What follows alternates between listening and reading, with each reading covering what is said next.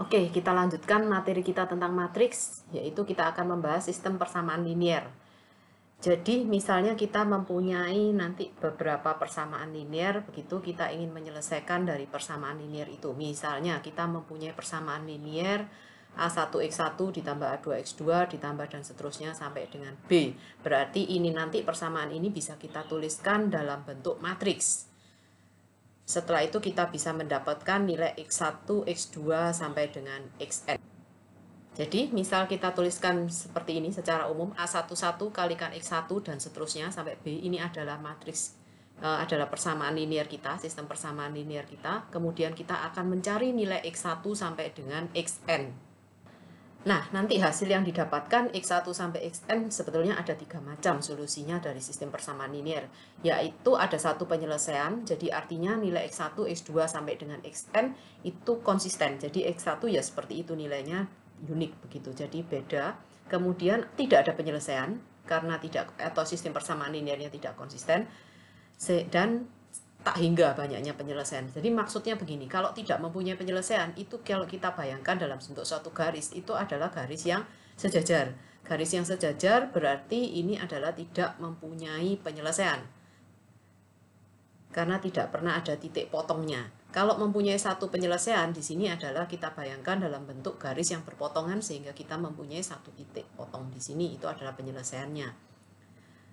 Dan yang ketiga mempunyai tak berhingga penyelesaian, karena sama semua yang di sini. Jadi garis itu garis yang berimpit. Untuk lebih jelasnya begini, kalau kita mempunyai sistem persamaan linier seperti ini, maka bisa kita tuliskan dalam bentuk matriks seperti ini. Karena ini artinya kan sama dengan yang di sini. Jadi A11 kali X1 ditambah A12 kali X2 dan seterusnya sampai A1n kalikan dengan Xn.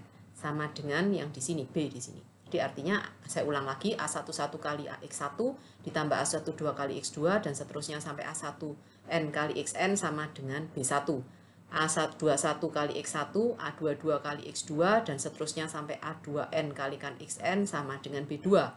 Jadi bisa kita tuliskan secara ringkas dalam bentuk matriks, itu A kalikan X. Jadi matriks A kalikan matriks E sama dengan matriks B. Untuk mendapatkan penyelesaiannya, atau kita ingin menghitung nilai X-nya, X1 sampai dengan Xn di sini, itu sebetulnya ada bermacam cara. Yang pertama kita cari dengan inverse dari matriks A. Nanti ada contohnya, saya berikan. Kemudian bisa juga dengan aturan Cramer atau dengan eliminasi Gauss. Ini dulu, kita bahas misalnya kita mempunyai contoh 4x1 ditambah 3x2 sama dengan 12 ditambah 2x1 plus 5x2 sama dengan min 8. Nah, sebetulnya sistem persamaan linier ini kalian lakukan dengan eliminasi dan substitusi sudah ketemu. Cuman memang saya berikan contoh yang hanya matriks 2 kali 2 untuk mengerti atau memahami dari cara-cara penyelesaian kita. Cara penyelesaian kita di bawah ini sebetulnya itu nanti akan lebih berguna kalau matriksnya ini lebih dari 2 kali 2. Gitu. Jadi misalnya begini, ini saya bahas dulu yang untuk dengan inverse. Jadi kita punya matriks A kali X sama dengan matriks B seperti ini. Jadi kita tuliskan 4 kali X1 ditambah 3 kali X2 sama dengan 12, 2 kalikan X1 ditambah 5 kali X2 sama dengan min 8. Jadi mewakili sistem persamaan linier yang di sini. Kalau di depan matriks A ini saya kalikan dengan A inverse, berarti yang sebelah kanan juga bagian depan yang harus saya kalikan dengan A inverse. Perlu kalian ingat bahwa A kali B, untuk matriks A kali B dengan B kali A itu adalah beda hasilnya. Jadi kalau yang di sini A inverse-nya di depan, maka di sini juga A inverse harus diletakkan di depan. Sehingga A inverse kalikan dengan A itu adalah suatu matriks identitas, maka X kita dapatkan A inverse kalikan dengan B. Jadi kita kembali ke soal kita tadi, ini adalah matriks A kita, ini X dan ini B. Sehingga kita perlu mencari, untuk mencari X itu adalah A inverse dikalikan dengan B. Kita cari dulu A inverse kita, karena ini matriks 2 kali 2, dengan mudah kita cari menjadi 1/A kali D minus B kali C. Jadi 20 dikurangi dengan 6. Kemudian untuk komponen A dan D-nya kita tukar, dan komponen B dengan C-nya kita minuskan. Kalikan dengan minus 1. Sehingga kita dapatkan 1/4 dikalikan dengan matriks ini. Itu adalah hasil inverse-nya. Untuk menghitung X1, X2, kita dapatkan A inverse, yang ini 1/14 dikalikan matriks ini, kalikan dengan matriks B, yaitu 12 kalikan min 8. Sengaja saya tidak masukkan dulu 1/14 supaya untuk mempermudah perhitungan kita saja. Jadi ini adalah 5 kali 12 ditambah min 3 kali min 8. Kita dapatkan 84. Sedangkan min 2 kali 12 ditambah 4 kali min 8, kita dapatkan min 56. Kita kalikan dengan 1/14 sehingga kita dapatkan X1 kita adalah 6 dan X2 kita adalah min 4. Cara berikutnya adalah menggunakan Cramer, aturan Cramer. Jadi aturan Cramer itu tinggal kita cari X1 itu adalah determinan A1. Apa determinan A1 dibagi dengan determinan A? Perlu kita cari dulu apa itu determinan dari A. Determinan dari A1 itu sebetulnya adalah sama saja dengan matriks A, hanya pada kolom pertama itu digantikan dengan B, dengan vektor B di sini. Sedangkan untuk determinan A2 itu adalah sama dengan matriks A, kita cari yang pada kolom yang kedua kita ganti dengan vektor B di sini. Demikian seterusnya. Saya kembali ke contoh kita yang tadi, kita selesaikan dengan aturan Cramer. Jadi soalnya sama seperti yang tadi sudah kita selesaikan, kita dapat hasilnya 4, 6, dan min 4. Kita pakai aturan Cramer. Matriks A kita itu harusnya kan 4, 3, 2, 5. Seperti ini adalah matriks A-nya. Kita cari determinannya. Sedangkan untuk matriks A1 kita itu pada kolom pertama kita ganti dengan 12 min 8. Ini kita cari determinannya, kita dapatkan 84, D min BC. Sedangkan ini juga kita cari determinannya, kita dapatkan 14. Dan hasilnya 6. Demikian juga untuk X2, itu pada kolomnya yang kedua kita ganti dengan 12 min 8. Kita dapatkan hasilnya min 4.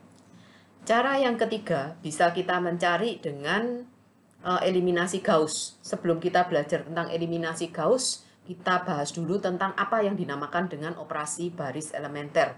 Jadi artinya begini, kalau kita mempunyai suatu matriks, itu kalau kita bisa mengalihkan suatu baris dengan sebuah konstanta, tapi konstantanya nggak boleh 0 gitu ya. Jadi misalnya matriks ini, untuk baris yang kedua, baris kedua saya kalikan dengan 3 kali. Dengan 3 kali. Jadi baris kedua kita kalikan 3, jadi 2 kalikan 3, 6. Kemudian 4 kita kalikan 3, dan min 3 kita kalikan 3. Sedangkan baris 1 dan baris 3 tetap. Atau kita pertukarkan baris, jadi tidak mengubah seperti itu. Jadi kita pertukarkan. Jadi baris 1 kita taruh di baris 2, baris 2 kita taruh di baris 1. Itu yang dinamakan contoh baris elementer. Dan yang ketiga, kita perkalikan dari suatu baris dengan baris yang lain. Jadi misal baris ketiga ini kita sama dengan baris 3 saya kurangi dengan 3 kali baris 1. Jadi yang di sini baris 3 itu sama dengan baris 3 saya kurangi 3 kali 1 berarti sama dengan 0. Yang ini 6 saya kurangi dengan 3 kali 1. Jadi saya dapatkan 3. Min 5 saya kurangi dengan 3 kali 2. Jadi kita dapatkan min 11. Setelah kita tahu operasi baris elementer, berarti kita bisa mulai menyelesaikan dengan eliminasi Gauss. Kita kembali lagi ke sistem persamaan linear kita, AX sama dengan B. Jadi nanti kita menuliskan dalam bentuk matriks augmentednya adalah A dengan B di sebelahnya. Kemudian kita lakukan baris elementer sedemikian rupa sehingga segitiga bawah kita itu nanti menjadi 0. Begini caranya. Saya kembali lagi ke contoh soal kita yang sama yang tadi. 4x dikurangi 3x2, x1 ini sama dengan 12.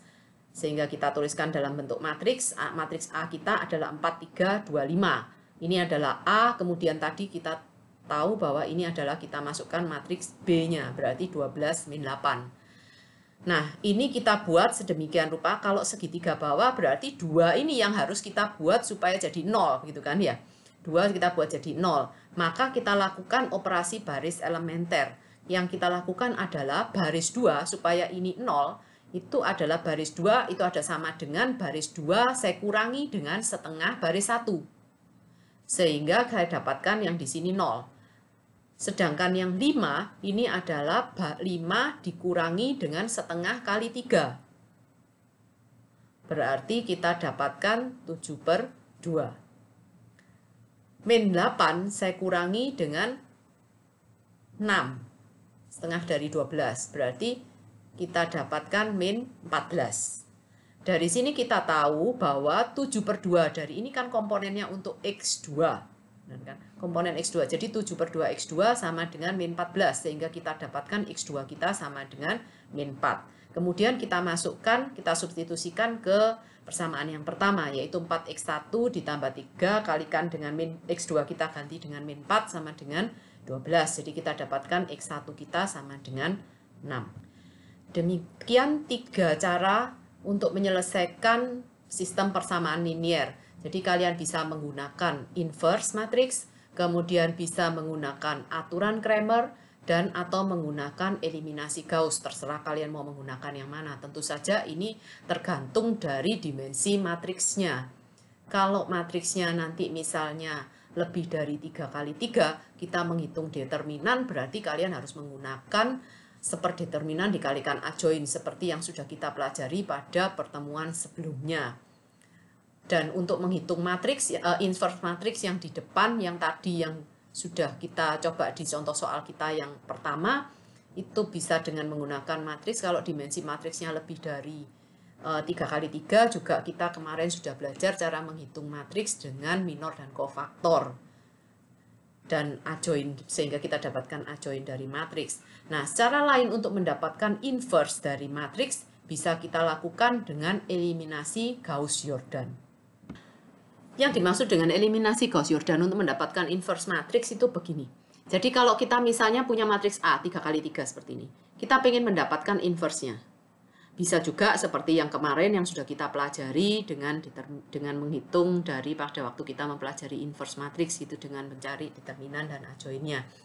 Nah, kita juga bisa menggunakan dengan eliminasi Gauss-Jordan. Jadi intinya begini. Ini kita tuliskan matriks A-nya. Kemudian di sebelah kanan ini kita tuliskan matriks identitas. Matriks identitas seperti kita ketahui bersama yaitu matriks yang isinya itu 1 pada diagonalnya, yang selainnya 0. Kemudian intinya kita pengen mengubah matriks ini yang identitasnya ini kita letakkan di sebelah kiri nantinya. Kita lakukan baris elementer sedemikian rupa sehingga identitas di sebelah kiri, kemudian ada suatu matriks di sebelah kanan nantinya. Nah, suatu matriks yang sebelah kanan inilah itu adalah A inverse-nya. Jadi contoh matriks ini. Kita lakukan supaya yang ini 0. Jadi kita buat dulu yang di sini yang 0. Untuk membuat yang di sini 0, kita ambil acuan, satu acuan, yaitu misalnya ini yang saya ambil acuan, min 1. Sehingga saya lakukan supaya yang di sini 0, maka saya lakukan baris 3 sama dengan baris 3 dikurangi dengan baris 1. Jadi saya dapat 0. Kemudian yang di sini berarti 3 saya kurangi dengan 1, saya dapat 2. 4 saya kurangi 2, dapat 2. Kemudian 0 saya kurangi 1, min 1. 0 saya kurangi 0, dapat 0. Kemudian 1 saya kurangi 0, 1. Itu untuk yang baris ketiga. Sekalian saya lakukan yang baris kedua. Saya di sini saya buat 0. Karena nanti tujuan kita kan untuk matriks identitas, berarti yang di sebelah bawah ini pasti 0 begitu. Jadi sekalian saya buat yang baris yang kedua. Caranya baris 2 itu sama dengan saya buat baris 2 ditambah dengan 3 kali baris 1. Karena ini 3, ini min 1. Berarti saya baris 2 saya tambah dengan 3 kali baris 1. Sehingga ini kita dapatkan 0. Kemudian min 1 saya tambah dengan 3 kali 1. Saya dapatkan 2. 1 saya tambah dengan 3 kali 2. Saya dapatkan 7 dan seterusnya yang di sini. Untuk baris 1 tetap. Saya tidak melakukan perubahan. Kemudian setelah itu saya ingin membuat 0 yang ini. Jadi ini matriks ini saya salin di sini. Kemudian saya ingin buat yang di sini itu 0.